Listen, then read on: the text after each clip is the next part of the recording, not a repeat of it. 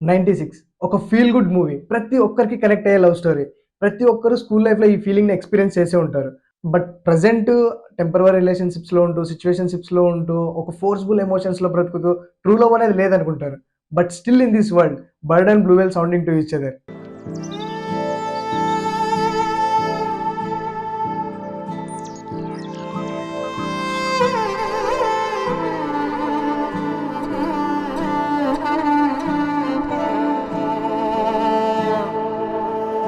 ఇంత బ్యూటిఫుల్ మూవీకి 96 సినిమాకి మన తెలుగు సినిమా లిరిక్స్ మ్యాచ్ అయితే ఆ క్రాస్ ఓవర్ ఎంత అమేజింగ్‌గా ఉంటదో మీకు చెప్తా.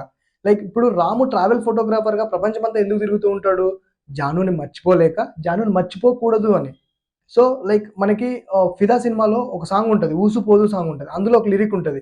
నీ తలపులే వదలవే నన్ను నిదురలోను ఆ మలుపులో తెలియక నన్నే వెతికినాను. లైక్ ఈ అబ్జర్వ్ చేయండి. అంటే రామ్ తిన్నా, పడుకున్నా, ఏం చేసినా, ఎక్కడున్నా, ఏ పని చేస్తున్నా ఒకే ఒక వెంటాడే ఎమోషన్ జాను.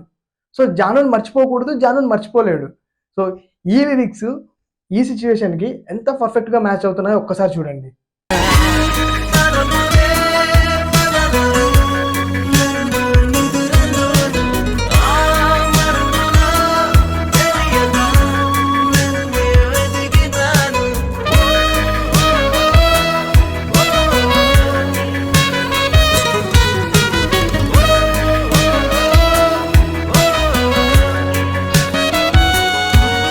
మీరు కరెక్ట్‌గా అబ్జర్వ్ చేస్తే సినిమాలో రామ్, జాను ఒకరినొకరు ఎక్కడా ప్రపోజ్ చేసుకోరు.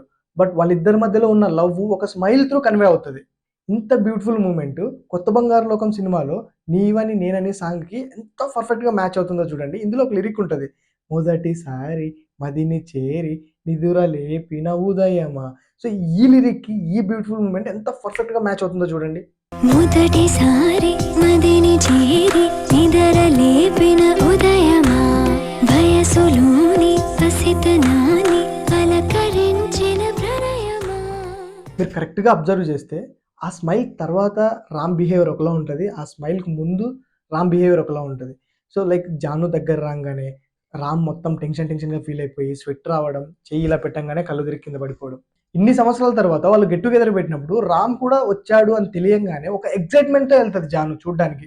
వెళ్ళినప్పుడు తను లాస్ట్ టైమ్ రామ్‌ని ఎలా అయితే చూసిందో, వాళ్ళు 10థ్ క్లాస్ ఎగ్జామ్స్ అయిపోయినప్పుడు సైకిల్‌లో వస్తూ బ్రిడ్జ్ పైన ఆగి తను ఇంకు కొడతది ఇలా.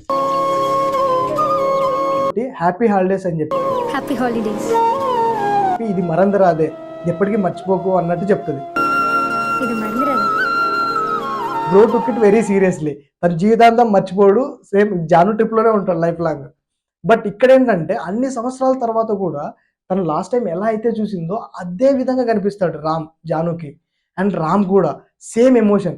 తను చిన్నప్పుడు జాను దగ్గర రాంగానే ఏ విధంగా అయితే రియాక్ట్ అయ్యేవాడో. అంటే టెన్షన్ పడడం గాని, స్వెట్ రావడం గాని, చెయ్యి ఇలా పెట్టంగానే కిందికి పడిపోవడం గాని. సో, ఏ విధంగా రియాక్ట్ అయ్యేవాడో ఇన్ని సంవత్సరాల తర్వాత ఆల్‌మోస్ట్ 24 ఇయర్స్ తర్వాత కూడా సేమ్ అలానే రియాక్ట్ అవుతాడు. జాను దగ్గరకొచ్చి ఇలా చెయ్యి పెట్టంగానే కళ్ళు తిరిగి కింద పడిపోతాడు. 'అర్జున్ రెడ్డిలో' 'మరీ సాంగ్ ఉంటది. అందులో తెలియక నా గుండెకి తికమకలేలా తరగక ఆరాధన ప్రతిసారి అదే తీరునా. తెలియక నా గుండెకి తికమకలేనా తరగక ఆరాధన ప్రతిసారి అదే తీరునా ఎలా ఇన్ని సంవత్సరాల తర్వాత గూడా ఒక మనిషిని చూడకుండా, ఒక మనిషితో మాట్లాడకుండా 24 ఇయర్స్ ఒకే ఎమోషన్‌ని క్యారీ చేయడం అనేది ఎంత అమేజింగ్. గెట్ టుగెదర్ ఫంక్షన్ అయిన తర్వాత రామ్, జానుని తీసుకొని హోటల్‌కెళ్తాడు. అక్కడ హోటల్‌లో కూర్చొని ఇద్దరు డిస్కస్ చేసుకుంటూ ఉంటారు. లైక్ అంటే వాళ్ళ మెమోరీస్ గురించి అన్నీ డిస్కస్ చేసేటప్పుడు జాను నా గురించి నీకేం తెలుసు అని అడుగుతది.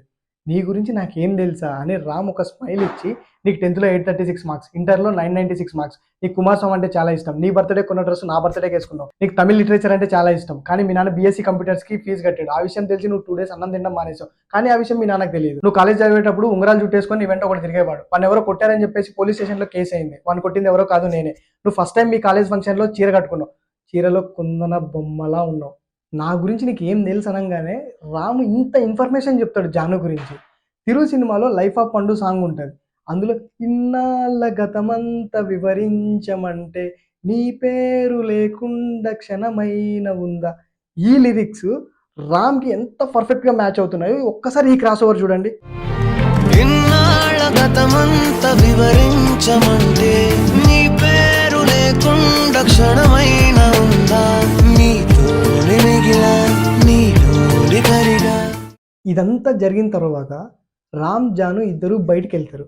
బయటికెళ్ళేటప్పుడు బ్రిడ్జ్ పైన నడుచుకుంటూ వెళ్తూ ఉంటారు. అక్కడ రోడ్డు మధ్యలో ఒక యెల్లో లైన్ ఉంటది. రోడ్డుని డివైడ్ చేస్తూ ఉంటది. అంటే 2 parallel lines never meets.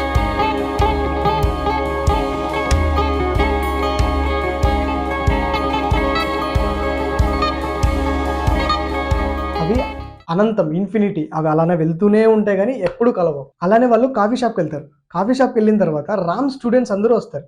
Ram students వచ్చినప్పుడు అందులో వర్ష బొల్లమ్మ ఉంటది. మెయిన్ వర్ష బొల్లమ్మ గురించి మాట్లాడాలి. లైక్ ఇప్పుడు అడుగుతారు, "సార్ మేడమా? లైక్ మీ వైఫా?" అని అడుగుతారు. అవును, కాదు అని చెప్పేలోపే లైక్ వాళ్ళందరూ జాను దగ్గరికెళ్ళిపోతారు. "మేడం, మేడం మీ లవ్ స్టోరీ చెప్పండి, మీ లవ్ స్టోరీ చెప్పండి" అని చెప్పేసి ఎక్సైటింగ్‌గా అడుగుతారు. అడిగితే జాను ఒక ఫేక్ స్టోరీ చెప్తది. రామ్ నా కోసం తిరిగి మా కాలేజ్ దగ్గరికొచ్చాడు. అప్పుడు స్కూల్ మొహం అంతా పోయి ఒక సింహంలాగా మీసాలు గడ్డం వేసుకొని లైక్ ఇదంతా జరిగింటే ఎంత బావుండు అన్న పాయింట్‌లో జాను స్టోరీ చెప్తుంటది. కే రామచంద్ర అని ఒకరు వెయిట్ చేస్తున్నారు. నా రామ్ నన్ను వెతుక్కుంటూ వచ్చాడు. ఒక్క నిమిషంలో నా జీవితమే మారిపోయింది.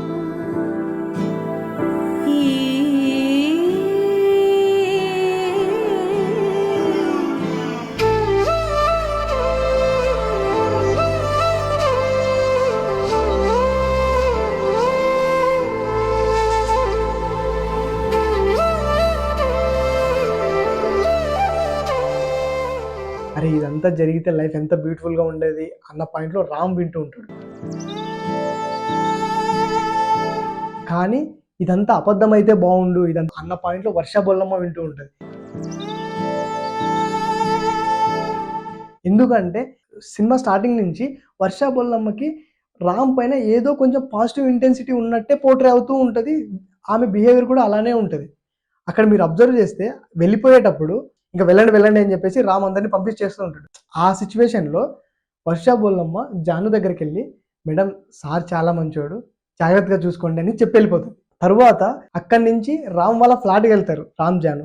అక్కడ అక్కడ జాను చెప్తది, "రామ్ నువ్వు చాలా మంచోడివి. నిన్ను బాగా చూసుకోవాలి. నువ్వు పెళ్లి చేసుకునే అమ్మాయిని ఫస్ట్ నేను చూసుకోవాలి. అమ్మాయిని బెదిరించైనా సరే నేను మంచిగా చూసుకోవాలని చెప్పాలి" అని అంటది.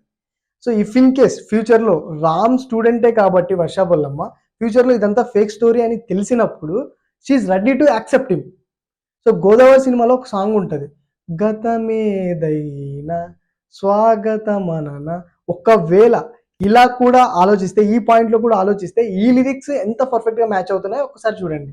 గతమేదైనా స్వాగతమననా నీ జతలోనే బ్రతుకనుకోనా రాముని కోసం సీతలా.